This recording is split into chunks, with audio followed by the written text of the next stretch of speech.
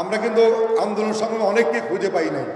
এখন 5 তারিখের পরে অনেক নব্য বিএনপি আমাদের দলে যোগ দিয়েছে, অনেক।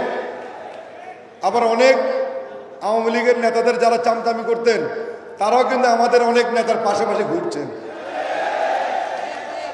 এগুলো কিন্তু আমাদের ভুলে গেলে চলবে না।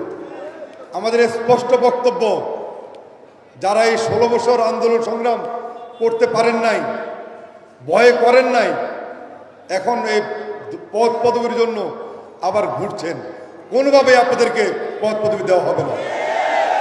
যারা নির্যাতিত নিপীড়িত ছিল, যারা চেষ্টা করেছে মাঠে এই 16 বছর, তাদেরকে আগামী দলে আমরা ইনশাল্লাহ পুরস্কৃত করব।